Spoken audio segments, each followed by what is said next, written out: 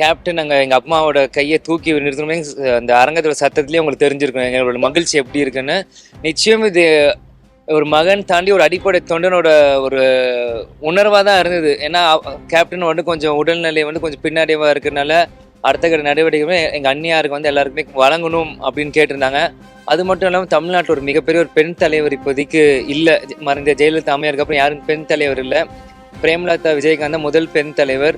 நிச்சயம் இதை கொண்டு வந்தனால ஒரு மிகப்பெரிய ஒரு வரவேற்பு பெண்கள் மத்தியிலையும், இளைஞர்கள் எங்களை மாதிரி இளைஞர்கள் பெண்கள் யார் முன்னிறுத்தி சப்போர்ட் பண்ணுறோம் எல்லாரோட சப்போர்ட்டும் கட்சியை தாண்டி ஒரு நல்ல கேண்டிடேட் ஒரு நல்ல லீடருக்கு பிரேமலதா விஜயகாந்தா இருக்குன்னு எங்கள் எல்லாருக்குமே ஒரு நம்பிக்கை இருக்கு. கண்டிப்பாக அது உங்களுக்கு ஒரு பர்சன்ட் சந்தேகம் கூட இல்லாமல் நீங்கள் எதிர்பார்க்கலாம். அது நிச்சயம் அது நடக்கும். அது கேப்டன் அங்கே எங்கள் அம்மாவோட கையை தூக்கி நிறுத்தணுமே அந்த அரங்கத்தோட சத்தத்துலேயே உங்களுக்கு தெரிஞ்சிருக்கும் எங்களோட மகிழ்ச்சி எப்படி இருக்குன்னு.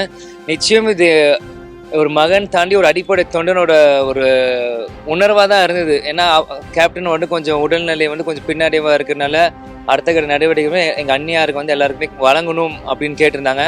அது மட்டும் இல்லாமல் தமிழ்நாட்டில் ஒரு மிகப்பெரிய ஒரு பெண் தலைவர் இப்போதைக்கு இல்லை. மறைந்த ஜெயலலிதா அம்மையாருக்கு அப்புறம் யாரும் பெண் தலைவர் இல்லை. பிரேமலதா விஜயகாந்த் முதல் பெண் தலைவர்.